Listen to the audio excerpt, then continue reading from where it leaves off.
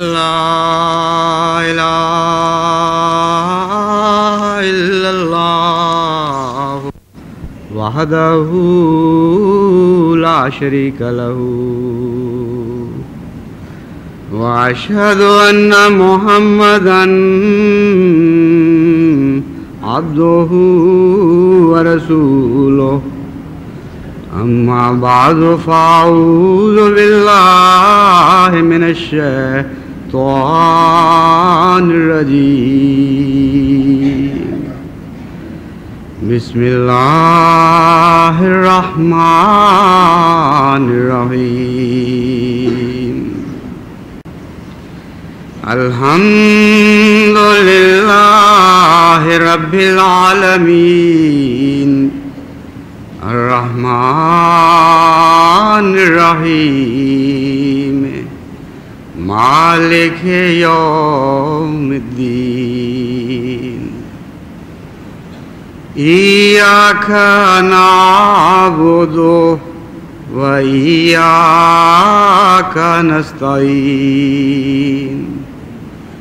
اهدنا الصراط المستقيم صراط الذين أنعمت عليهم غير المغضوب عليهم ولا الضالين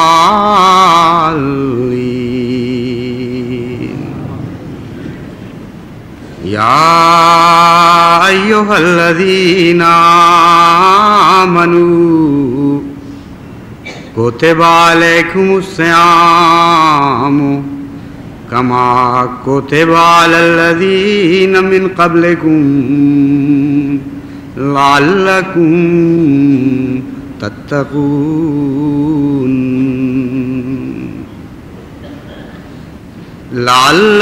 تتقون أياما معدودات فمن كان منكم مريضا أو على سفر فعدة من أيام أخر وعلى الذين يطيقونه فدية طعام مسكين فمن تطوع خيرا فهو خير الله وأن تصوموا خير لكم إن كنتم تعلمون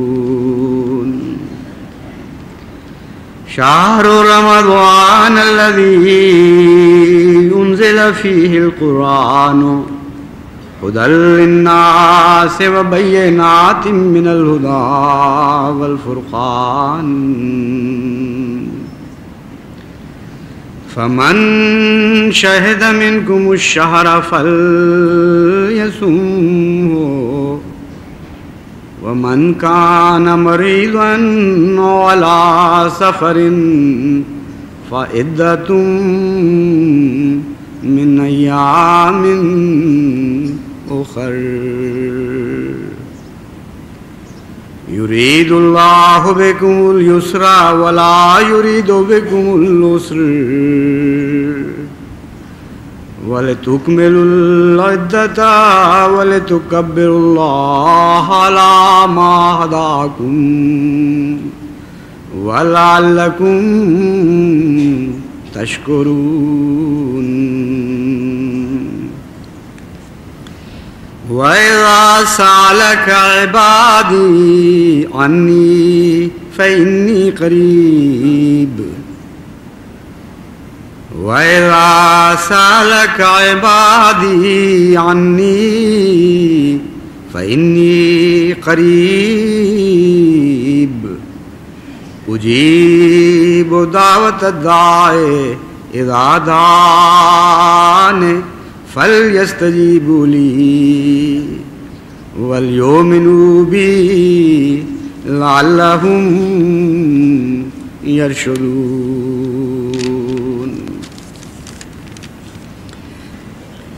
یہ جمعہ جو ہم آج پڑھ رہے ہیں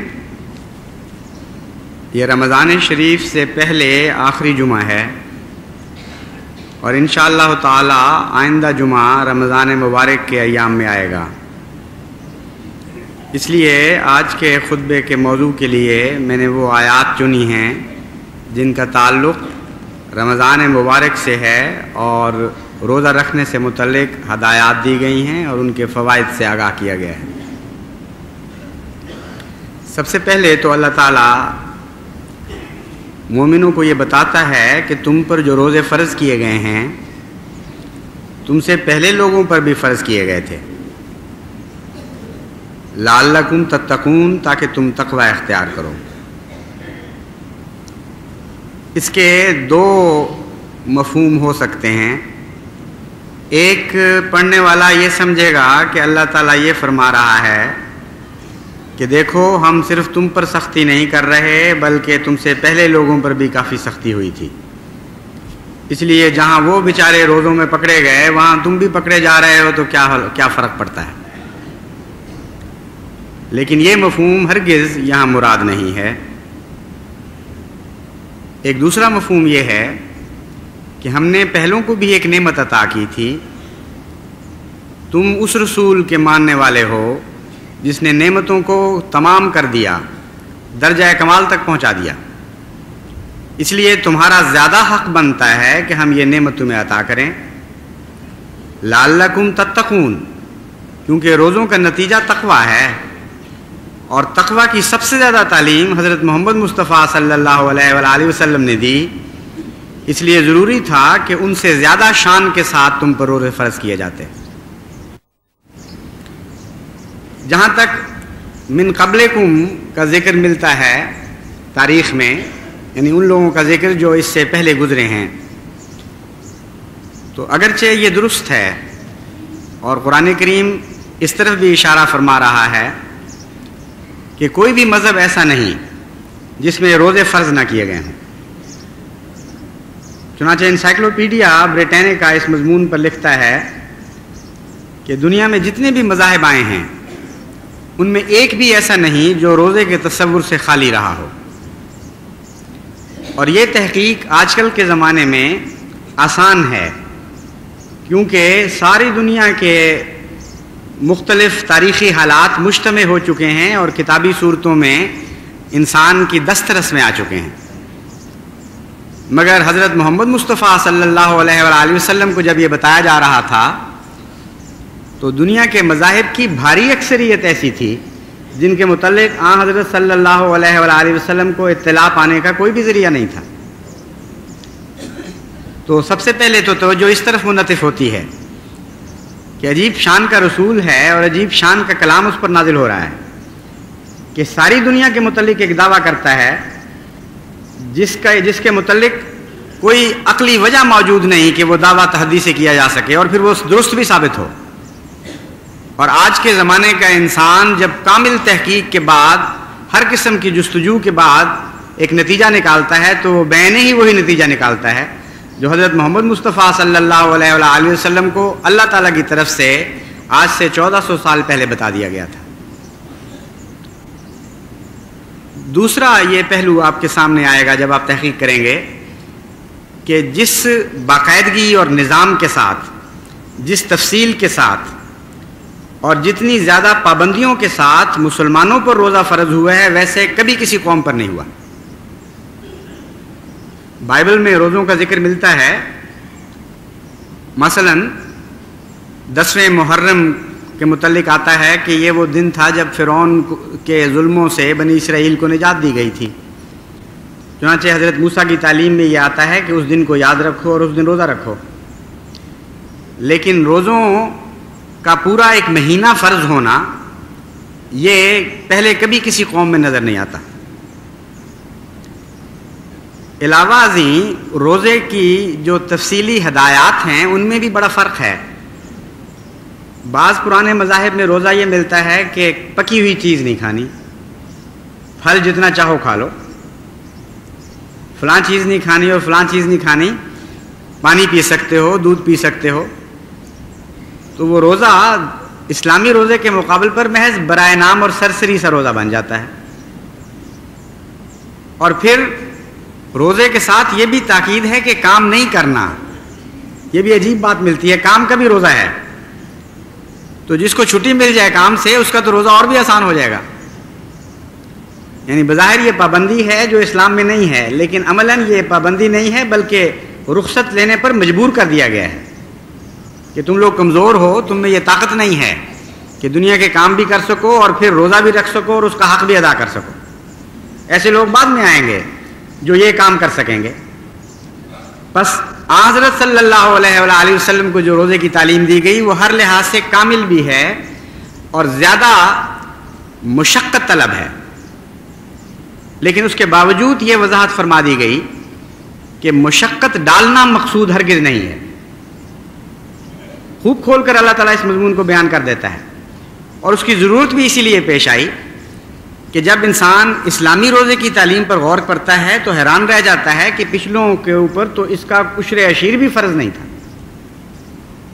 اور یہ وہم دل میں پیدا ہو سکتا ہے کہ کیا اللہ تعالیٰ سختیوں سے خوش ہوتا ہے؟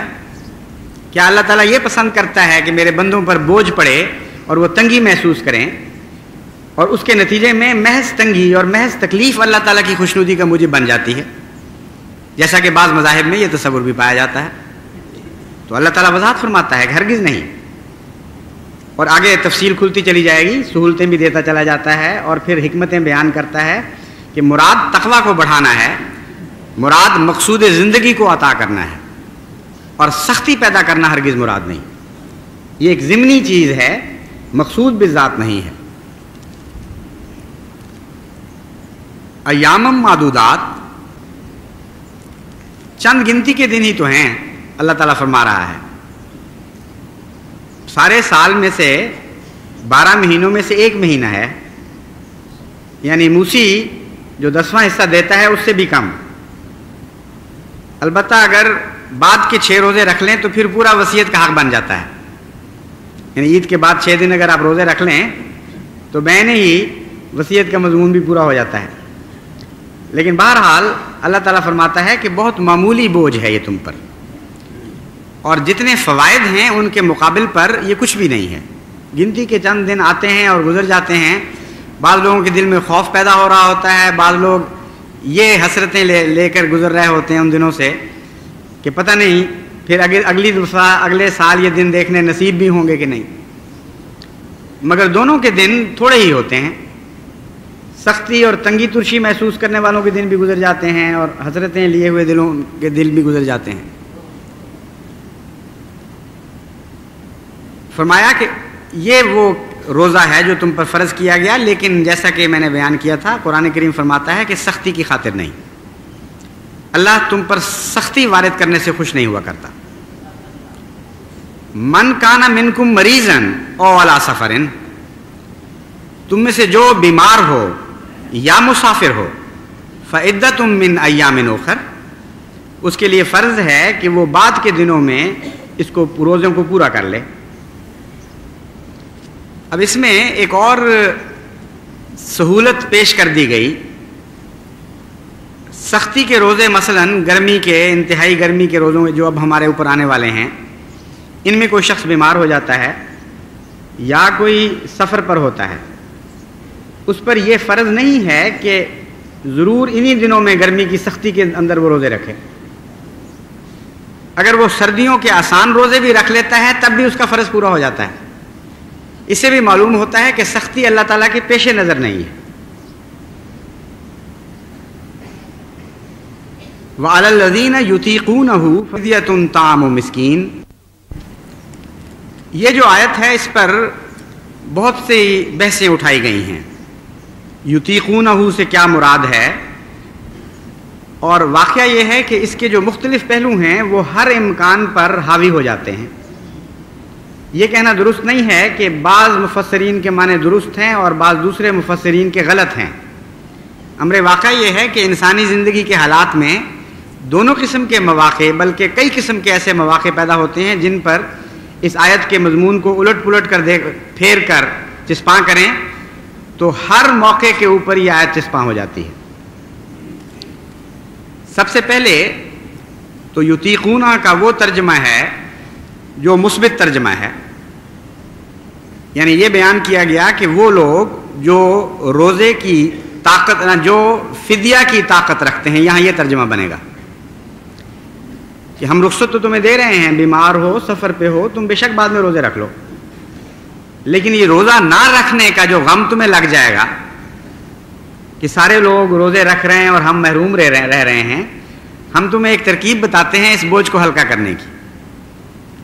تم کسی غریب کو کھانا کھلا دیا کرو، وہ لذت جو تمہیں حاصل ہوگی غریب کو کھانا کھلا کر، وہ اس غم کو کم کر دے گی کہ تم روزہ نہیں رکھ سکتے۔ یطیقونہ سے مراد یہاں ہے جن کو طاقت ہو، جن کے اندر استطاعت ہو کہ وہ غریب کو کھانا کھلا سکیں، ان کے لیے بڑی سہولت ہے کہ وہ یہ کام کریں اور ان کا یہ غم کہ ہم روزے سے محروم رہ گئے وہ کسی حد تک کم ہو جائے گا۔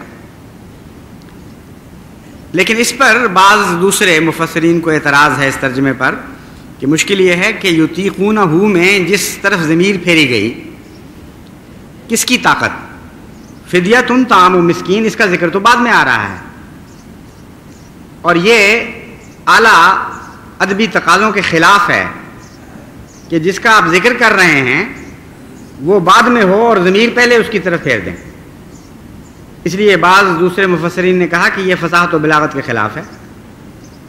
دوسرا یہ بھی ان کو اعتراض پیدا ہوا کہ اگر یہ ترجمہ کریں تو فدیۃ تو مؤنث ہے اور ضمیر پھیری گئی ہے مذکر کی، یطیقونہ ہو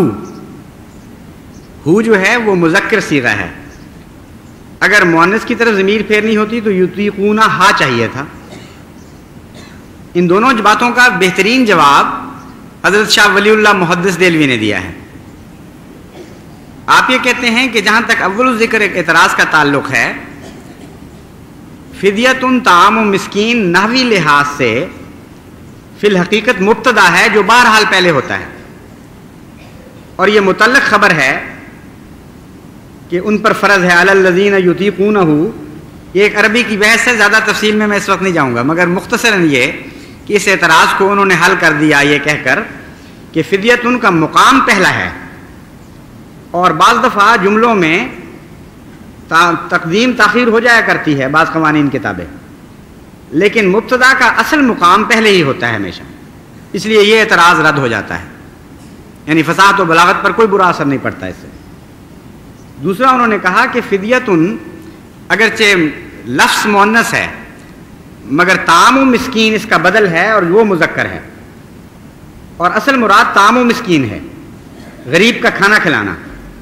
فدیہ کا معنی یہ ہوگا بطور فدیہ غریب کو کھانا کھلانا، اور چونکہ اصل کھانا کھلانا ہے اس لیے اللہ تعالیٰ نے مذکر کی ضمیر اس طرف پھیر دی۔ یہ دو وجوہات انہوں نے بیان فرمائی، اور تیسری وجہ جو بیان نہیں فرمائی وہ واضح ہے کہ اگر مؤنث کی ضمیر پھیری جاتی تو وہ دوسرے معنی جو اللہ تعالیٰ پیدا کرنا چاہتا تھا وہ نہ ہو سکتے، کیونکہ پھر صیام کی طرف ضمیر نہیں پھر سکتی تھی، اور اس میں بھی ایک نئے معنی پیدا ہوتے ہیں۔ اس لیے یہ فصاحت و بلاغت کا کمال ہے، نہ کہ فصاحت و بلاغت سے گرنا، کہ ضمیر کو اس طرح چنا گیا کہ بظاہر مؤنث ہے اس کی طرف بھی جا سکتی ہے، اور جو مذکر کا صیغہ ہے اس کی طرف بھی جاتی ہے، اور مضمون میں بڑی وسعت پیدا ہو جاتی ہے۔ اب اگر یہ کہا جائے کہ یطیقونہ سے مراد روزہ رکھنے کی طاقت ہے، تو اس سے تو پھر مضمون الٹ پلٹ اور بے معنی ہو جاتا ہے۔ جہاں تک یہ کہ سمجھ میں آنے والی بات ہے کہ یطیقونہ سے مراد فدیۃ و طعام مسکین ہے، کہ وہ لوگ، خدا تعالیٰ یہ فرمانا چاہتا ہے کہ وہ لوگ جو کھانا کھلانے کی طاقت رکھتے ہوں ان کو ہم یہ نصیحت کرتے ہیں کہ جن دنوں وہ روزے نہ رکھ سکیں وہ غریبوں کو کھانا کھلائیں، تاکہ ان کو تسکین ملے کہ وہ بھی شامل ہیں کسی رنگ میں عبادت میں۔ یہ تو بڑی واضح بات ہے، مگر یہ کیا معنی ہوا کہ جو لوگ روزے کی طاقت رکھتے ہیں وہ کھانا کھلائیں؟ جو روزے کی طاقت رکھتے ہیں اس کا جواب تو یہ ہونا چاہیے کہ وہ روزہ رکھیں، نہ کہ دوسروں کو کھانا کھلا کے چھٹی کر جائیں۔ تو حضرت مسیح موعود علیہ الصلوۃ والسلام نے جو معنی پیش فرمائے ہیں وہ یہ ہیں کہ یطیقونہ سے مراد، اور بھی بعض مفسرین نے یہی لکھا ہے مگر حضرت مسیح موعود علیہ الصلوۃ والسلام کا میں حوالہ دوں گا، آپ فرماتے ہیں کہ یطیقون ایک ایسا صیغہ ہے جس میں منفی معنی بھی پائے جاتے ہیں. افعال کا جو صیغہ ہے عربی میں باب افعال، اس میں یہ خاص خوبی پائی جاتی ہے کہ بعض دفعہ وہ مثبت معنی دیتا ہے، بعض دفعہ وہی باب منفی معنی بھی دے جاتا ہے. چنانچہ یطیقونہ کا مطلب یہ بنے گا جب صیام کی طرف ضمیر جائے گی، روزے کی طرف، کہ وہ لوگ جو روزہ رکھنے کی طاقت نہیں رکھتے وہ غریب کو کھانا کھلائیں. اس کا کیا مطلب ہے طاقت نہیں رکھتے وہ غریب کو کھانا کھلائیں؟ جو طاقت نہیں رکھتے ان کو تو اللہ تعالیٰ چھٹی دے چکا ہے کہ بعد میں. اس میں ایک اور مضمون پیدا ہو جاتا ہے، اور وہ یہ ہے کہ بعد میں ہر آدمی روزہ رکھ نہیں سکتا. کچھ لوگ ایسے ہیں جو بیمار ہوتے ہیں وقتی، چند دن بیمار ہوئے، اس کے بعد صحت ہو گئی اور ان کو یہ تسلی ہوگی کہ ہم بعد میں روزہ رکھ لیں گے، اور دراصل روزہ رکھنا ہی ان کا فدیہ ہے پہلے روزے کا. مسافر ہوتے ہیں جن کا عارضی سفر ہے، اس کے بعد پھر وہ فارغ ہو جاتے ہیں. لیکن کچھ لوگ ایسے ہوں گے بیمار جو دائم المریض ہیں یا عمر کے ایسے حصے کو پہنچ چکے ہیں کہ وہ روزے کی طاقت ہی نہیں رکھتے. وہ کیا کریں گے؟ خدا تعالیٰ فرماتا ہے کہ ان کے لیے بھی میں ایک تسلی کا سامان رکھتا ہوں. وہ یہ دکھ محسوس نہ کریں کہ ہم کبھی بھی اب روزہ نہیں رکھ سکیں گے. وہ غریبوں کو کھانا کھلائیں اور اس طرح ان کے ساتھ شریک ہو جائیں. روزہ اور غریب کو کھانا کھلانے کا کیا تعلق ہے؟ وہ دراصل یہ تعلق ہے کہ روزے میں انسان خود غریب بنتا ہے اور غریب کا دکھ بانٹ رہا ہوتا ہے. ایک یہ بھی پہلو ہے روزے کا. جب وہ کھانا کھلاتا ہے تو اپنا سکھ غریب کو دے رہا ہوتا ہے، اور دونوں جگہ غریب کو فائدہ پہنچ رہا ہوتا ہے. یعنی روزے کے بے شمار فوائد میں سے ایک یہ ہے کہ ایسے عمرا جن کو کھلا کھانا میسر ہے اور کئی قسم کی انواع کا کھانا میسر ہے، وہ اگر روزے نہ رکھیں تو ساری عمر ان کو پتہ ہی نہیں لگ سکتا کہ بھوکے پیٹ کی کیا کیفیت ہوتی، شدید پیاس میں مبتلا انسان کی کیا کیفیت ہوتی. روزہ رکھا ہو، بھوکا ہو اور پھر کام کر رہا ہو انسان، اس کی کیا کیفیت ہوتی ہے. اور جان نہیں سکتا کہ بھوک بعض دفعہ کام پر مجبور کر رہی ہوتی ہے، کیونکہ کام کے بغیر بھوک نہیں مٹتی، اور جتنا کام زیادہ کرتا ہے اتنا بھوک بھی زیادہ بھڑکتی ہے. یہ سارے احساسات جو ہیں جب تک ان میں سے کوئی گزر نہ جائے اس کو اندازہ نہیں ہو سکتا ان کیفیات کا. اور دنیا کی باقی قوموں میں کوئی ایسا جبری نظام نہیں ہے کہ ہر امیر کو مجبور کر دیا جائے کہ کم از کم 1 مہینہ اپنے غریب بھائیوں کا دکھ محسوس کرو اور ان کا دکھ آپ اپنے اوپر جاری کر دو تاکہ تمہیں احساس ہو کہ معاشرہ کیا ہوتا ہے.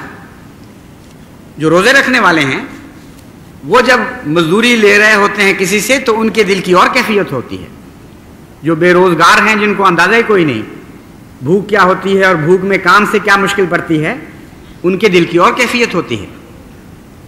اول الذکر کے نتیجے میں یعنی جو روزہ رکھنے والے ہیں اور کام لے رہے ہوتے ہیں، معاشرے میں بڑا حسن پیدا ہو جاتا ہے، ان میں انسانی قدریں آ جاتی ہیں، ان میں غریب اور امیر میں دوری بڑھتی نہیں ہے بلکہ فاصلے کم ہو جاتے ہیں.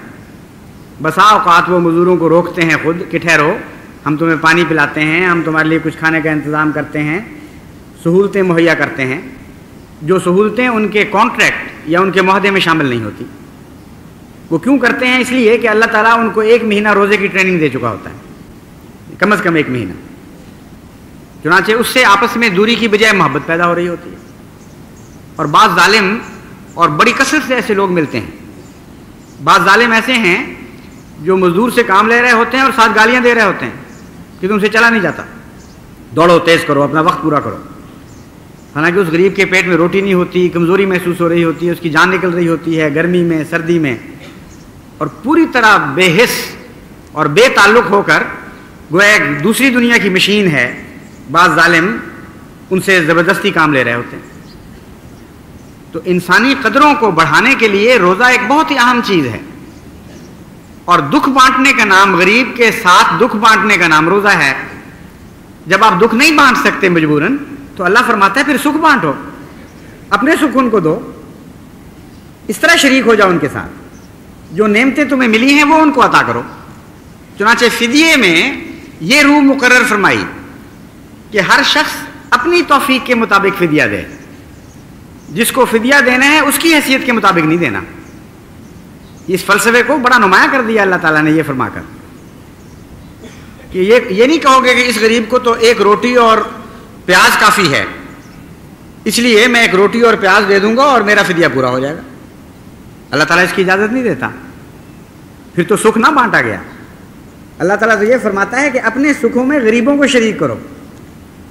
اگر تم اعلیٰ قدروں کی اعلیٰ نعمتیں استعمال کرتے ہو اپنے لیے، نہایت ہی اونچی قسم کے کھانے کھاتے ہو، تو فدیہ تب ہوگا اگر تم ویسے ہی کھانا غریبوں کو کھلاؤ اور ان کو بھی اندازہ ہو کہ اللہ تعالیٰ نے ان لوگوں کو کیا کیا نعمتیں دی ہوئی ہیں، کچھ وہ بھی شریک کریں، سارا سال نہ کھا سکیں، چلو ایک مہینہ ہی وہ تمہارے ساتھ شریک ہو جائیں۔ تو بہت سے جو مسالے ہیں ان میں سے یہ ایک دو مسالے ہیں جو جن کا اس آیت میں ذکر ہے۔ فمن تطوع خیرن فہو خیر لہ، اب فرض تو ان پر ہوگا فدیہ دینا جو روزہ نہیں رکھ سکتے۔ علی الذین میں جو فرض کے معنی پائے جاتے ہیں اس کا تعلق یطیقون سے ہے، یعنی منفی معنوں کے ساتھ۔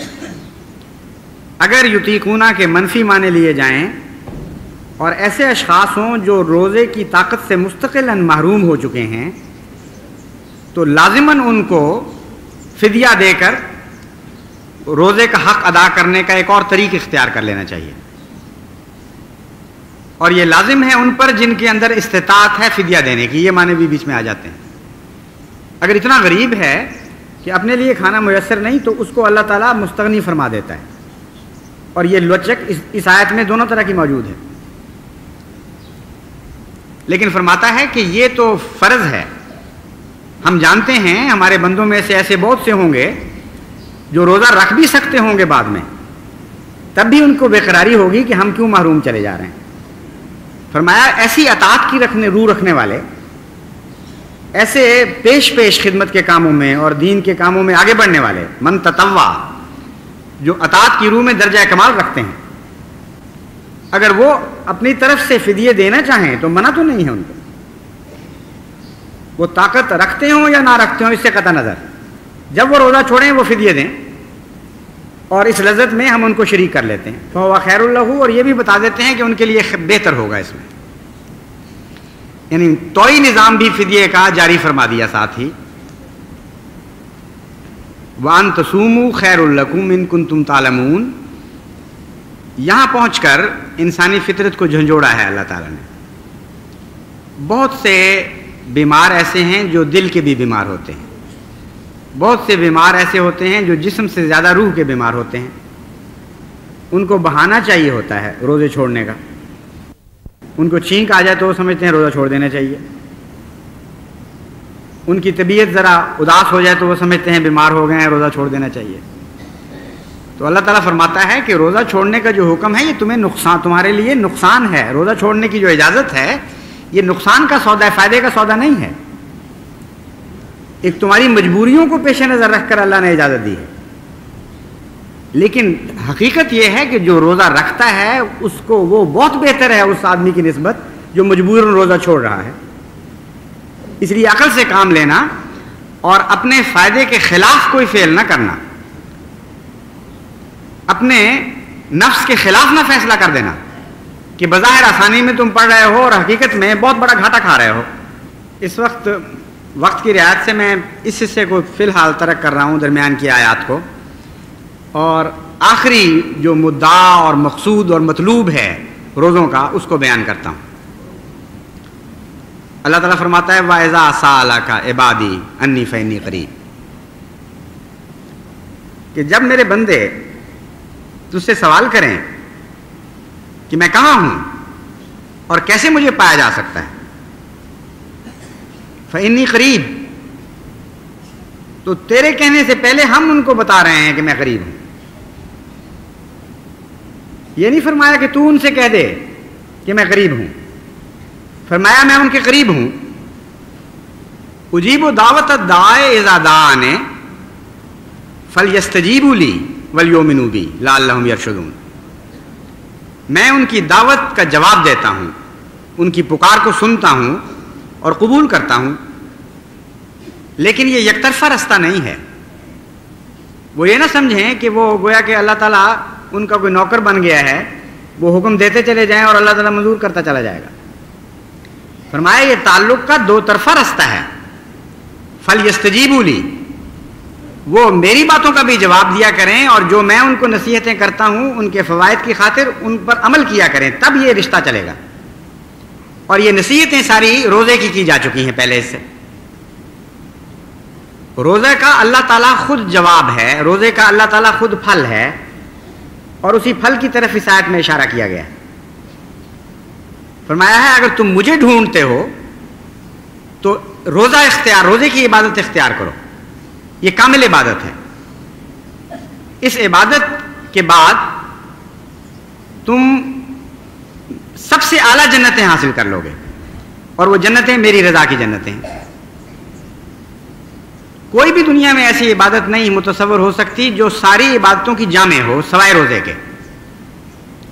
اس میں ہر چیز آ جاتی ہے، بدنی، روحانی، جسمانی، جذباتی. کوئی پہلو ایسا عبادت کا نہیں ہے جو روزے میں نہ آتا ہو. اس لیے اللہ تعالیٰ مقصود بن جاتا ہے روزے کا. اس مضمون کی احادیث تو بکثرت ملتی ہیں.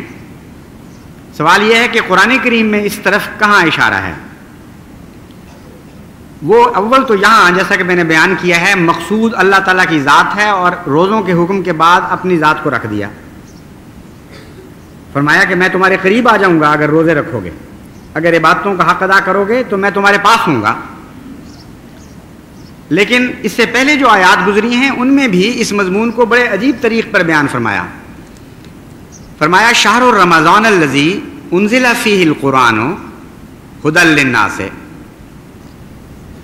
رمضان کا وہ مہینہ ہے جس میں ایک معنی یہ ہے قرآن اتارا گیا. اب بہت سے علماء نے اس پر بحث اٹھائی کہ قرآن کریم کا آغاز تو ہو سکتا ہے رمضان شریف میں ہوا ہو، لیکن یہ کہنا کہ رمضان میں ہی قرآن اتارا گیا یہ درست نہیں ہے. سارے سال قرآن کریم مختلف وقتوں میں اترتا رہا ہے. اس کا جواب بعض مفسرین نے یہ دیا کہ نہیں، مراد یہ ہے کہ رمضان میں ایک دفعہ پورے کا پورا آ جایا کرتا تھا، جبکہ باقی سال میں ایسا نہیں ہوتا تھا. تو انزل فیہ القرآن سے یہ مراد ہوگی کہ حضور صلی اللہ علیہ وآلہ وسلم کو رمضان شریف میں جبرائیل قرآن دہرایا کرتا تھا، یہاں تک کہ جب قرآن مکمل ہو گیا تو پھر جو رمضان آیا ہوگا اس میں لازماً سارا قرآن ایک دفعہ رمضان میں اتر گیا. تو یہ بھی درست ہے، اس میں اس کو غلط نہیں کہا جا سکتا. قرآن کریم کے بہت سے متون ہیں، مگر حضرت مسلم موعود نے جو ترجمہ کیا ہے وہ یہ ہے انزل فیہ القرآن، رمضان وہ مہینہ ہے جس کے بارے میں گویا سارا قرآن کریم اتارا گیا ہے. یعنی قرآن کریم کیوں اتارا گیا ہے؟ رمضان شریف کے متعلق اتارا گیا ہے. اب بظاہر تو قرآن کریم بہت زیادہ وسیع ہے اور رمضان کے جو احکامات ہیں وہ محدود ہیں، لیکن امر واقعہ یہ ہے کہ اگر آپ تجزیہ کریں تو قرآن کریم جس جس مقصد کی خاطر اتارا گیا ہے وہ سارے مقاصد رمضان شریف میں پورے ہو جاتے ہیں. ایک مقصد اس کا ایک ذرہ بھی باقی نہیں رہ جاتا رمضان شریف کے علاوہ. عبادت کی جتنی قسمیں بیان ہوئی ہیں وہ ساری روزوں کے اندر آ جاتی ہیں. خدمت خلق کی جتنی قسمیں بیان ہو سکتی ہیں وہ ساری روزے کے اندر آ جاتی ہیں. ہمدردی کی انتہا بھی سکھاتا ہے اور خشوع و خضوع کا کمال بھی اللہ تعالیٰ انسان کو عطا کرتا ہے. عجز کی راہیں بھی بتاتا ہے اور غریبوں کو اٹھا کر اپنے ساتھ شامل کرنے کے طریق بھی سکھاتا ہے. تو قرآن کریم کی ساری تعلیم کا خلاصہ رمضان شریف ہے. اور جو رمضان میں سر جھکاتے ہوئے گزرے گا اس دروازے سے، جو کامل طور پر اللہ تعالیٰ کی اطاعت کا رنگ اختیار کرتے ہوئے رمضان میں سے گزر جائے گا، گویا اس نے قرآنی تعلیمات کا سارا پھل پا لیا. گویا جو کچھ بھی قرآن لے کر آیا تھا وہ سارا اس کے نصیب میں آ گیا. چنانچہ اس تشریح کو دیکھتے ہوئے جب ہم احادیث نبوی پر غور کرتے ہیں تو صاف پتہ چلتا ہے کہ آن حضرت صلی اللہ علیہ وآلہ وسلم نے ایک بھی بات اپنی طرف سے نہیں کہی. تمام روزے کی خوبیاں جو بیان فرمائی ہیں وہ مبنی بر قرآن بیان فرمائی ہیں. اور بھی بعض آیات سے استنباط فرمایا ہوگا، لیکن اس آیت سے تو بڑا واضح استنباط حضرت صلی اللہ علیہ وآلہ وسلم نے فرمایا، کیونکہ مضمون وہی بیان فرماتے ہیں کہ رمضان تو مقصود ہے قرآن کریم کا، قرآن کے سارے پھل رمضان سے وابستہ ہو چکے ہیں، اس لیے گویا سارا قرآن رمضان کے بارے میں اتارا گیا ہے۔ چنانچہ ساری خوبیاں جو عبادت کے ذریعے حاصل ہو سکتی ہیں حضرت صلی اللہ علیہ وآلہ وسلم نے قرآن رمضان کی طرف منسوب فرمائیں، روزوں کی طرف منسوب فرمائیں۔ فرمایا باقی ساری عبادتیں ایسی ہیں جن میں بندے کا دخل ہے، ایک روزہ ایسی عبادت ہے جو خالصتاً اللہ کے لیے ہے، یعنی کلیتاً اللہ رمضان کے روزوں کو اپنا کہتا ہے، یہ میرے ہیں، اور فرماتا ہے باقی چیزوں کی جزا تو مختلف ہے، مختلف قسم کی جنتیں، رمضان کی جزا میں خود ہوں۔ تو لازماً قرآن کریم کا جو سب سے اعلیٰ مقصد ہے اللہ کو پا لینا، وہ رمضان کے ساتھ وابستہ ہے۔ پھر اور بہت سے انداز ہیں حضور اکرم صلی اللہ علیہ وآلہ وسلم کے رمضان کی خوبیاں بیان فرمانے کے، لیکن وقت نہیں ہے، وہ انشاءاللہ بعد میں کسی وقت بتاؤں گا۔ اس وقت یہی کافی ہے فی الحال کہ رمضان شریف تمام عبادتوں کا خلاصہ ہے، رمضان شریف تمام عبادتوں کا ارتقاء ہے، رمضان شریف اس مقصود کی طرف انسان کو لے کے جاتا ہے جس کی خاطر انسان پیدا کیا گیا ہے۔ یہ انسان کو بنی نوع انسان کے حقوق ادا کرنے میں بھی درجہ کمال تک پہنچاتا ہے، اور اللہ تعالیٰ کے حقوق ادا کرنے میں بھی درجہ کمال تک پہنچاتا ہے۔ اس کے باوجود بڑے ہی بدقسمت ہوں گے وہ لوگ جو رمضان کو پائیں اور خالی ہاتھ یہاں سے نکل جائیں، رمضان کی برکتوں میں سے ہو کے گزریں، لیکن یہ پانی ان کو چھوئے نا، چکنے گھڑے کی طرح اسی طرح یہ وہاں سے آگے ہو جائیں۔ یہ بڑی بدقسمتی ہے، یہ ایسی بدقسمتی ہے کہ کروڑ غریبوں کو بھی آپ کھانا کھلا دیں تو اس نعمت کی محرومی کا بدلہ وہ نہیں ہو سکتی۔ اس لیے ہر وہ احمدی جو استطاعت رکھتا ہے اور اپنے نفس کا تجزیہ کر کے جانتا ہے کہ وہ بیمار نہیں ہے بلکہ صرف کمزوری محسوس کر رہا ہے، اس کو لازماً آگے بڑھنا چاہیے اور روزے رکھنے چاہیے۔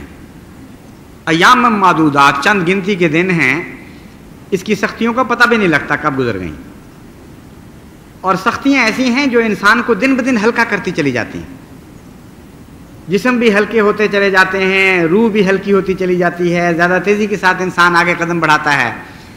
اور رمضان کے بعد ہر روزہ رکھنے والا یہ جانتا ہے کہ اگر اس نے روزہ نہ رکھا ہوتا تو وہ پتہ نہیں کس ذلت میں پڑا ہوا ہوتا۔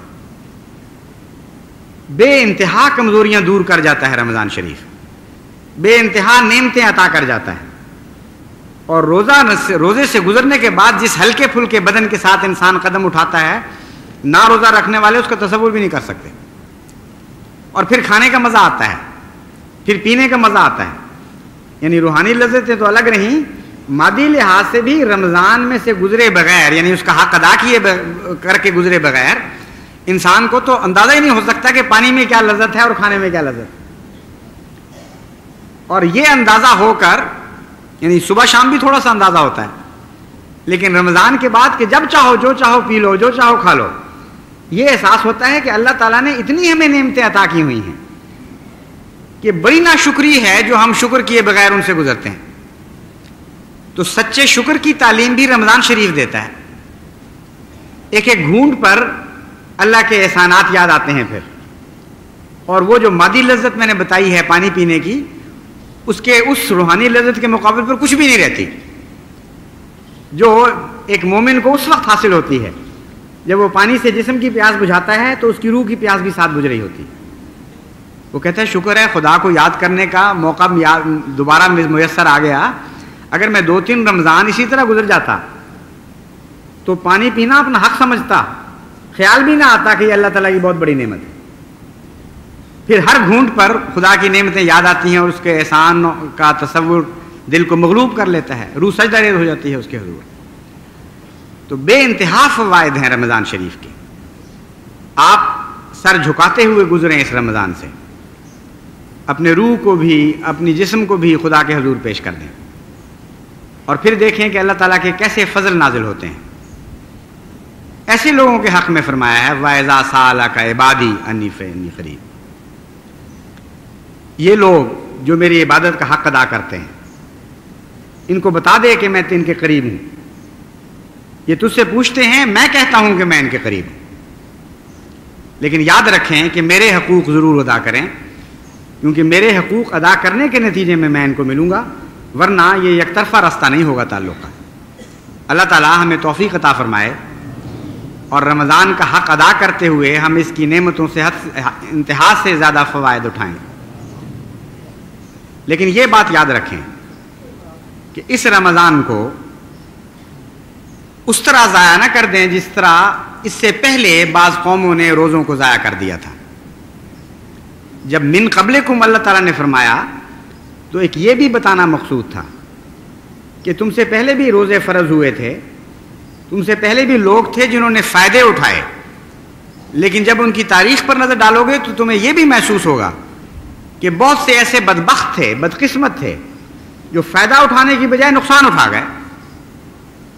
روزے انہوں نے بھی پائے، لیکن ایسے گندے حال میں روزے پائے کہ وہ روزے ان کی عاقبت سنوارنے کی بجائے ان کو دین و دنیا سے محروم کر کے چلے گئے، کچھ بھی ان کا باقی نہیں چھوڑا۔ ان لوگوں کی طرح روزے نہ رکھنا۔ ان لوگوں کے متعلق حضرت صلی اللہ علیہ وآلہ وسلم نے تفصیل سے ذکر فرمایا ہے اور روکا ہے مومن کو کہ دیکھو یہ نہ کرنا، وہ نہ کرنا، یہ نہ کرنا، وہ نہ کرنا۔ شہوات کے مغلوب نہیں ہونا، دکھاوا نہیں کرنا، ہر بدی سے رکنا ہے، ہر ظلم کو صبر سے برداشت کرنا ہے۔ کچھ لوگ تم پر زیادتیاں کریں گے، فرمایا ان کو 2 دفعہ کہو، 1 دفعہ نہیں 2 دفعہ کہو انی صائم، کہ میں روزے دار ہوں۔ یہ 2 دفعہ کہنے میں کیا حکمت ہے؟ حکمت یہ ہے کہ مومن کی تو عام شان بھی یہ ہے کہ وہ ظلم کا بدلہ ظلم سے نہیں دیتا، اور جب جاہل اس سے مخاطب ہوتا ہے تو جواب میں وہ جاہلانہ باتیں نہیں کرتا بلکہ سلام کہتا ہے۔ اذا خاطبهم الجاہلون قالوا سلاما۔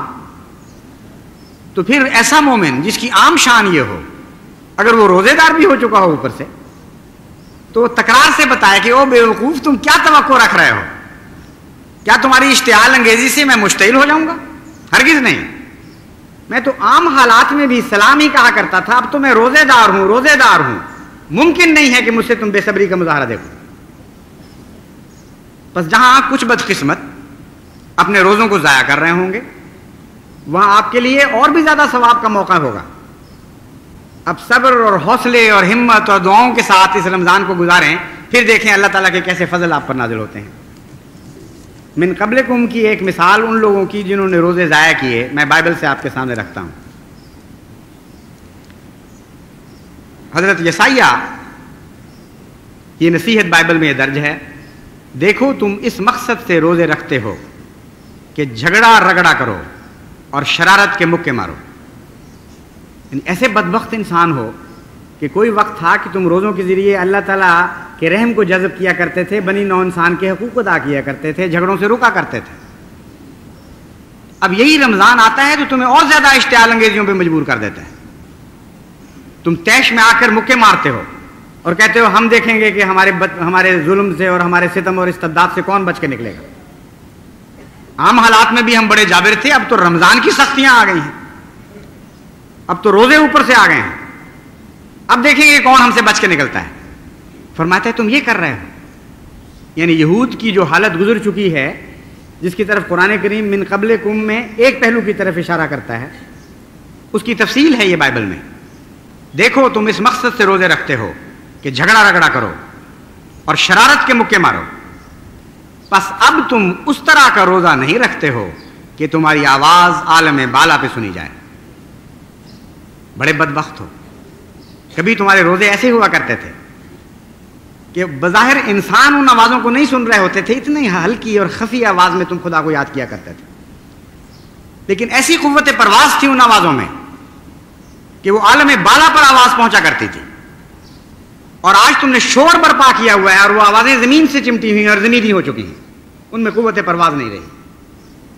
جھاگ نکل رہی ہے تمہارے منہوں سے اور طیش میں آ کر مکے مار رہے ہو، لیکن ان آوازوں کی مقدر میں پرواز نہیں لکھی گئی.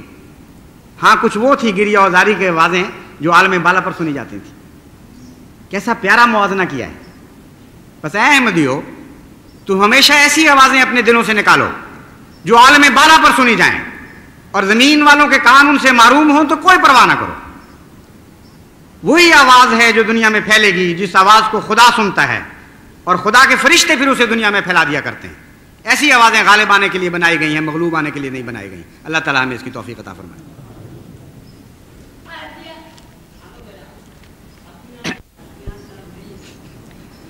الحمدللہ نحمدہ ونستعینہ ونستغفرہ ونؤمن بہ ونتوکل علیہ ونعوذ باللہ من شرور انفسنا ومن سیئات اعمالنا من یہدہ اللہ فلا مضل له ومن یضللہ فلا ہادی له ونشهد ان لا الہ الا اللہ وحدہ لا شریک له ونشهد ان محمدا عبده ورسوله. عباد اللہ رحمکم اللہ، ان اللہ یامر بالعدل والاحسان وایتاء ذی القربى وینہی عن الفحشاء والمنکر والبغی یعظکم لعلکم تذکرون. یعظکم لعلکم تذکرون. اذکروا اللہ یذکرکم وادعوہ یستجب لکم ولذکر اللہ اکبر.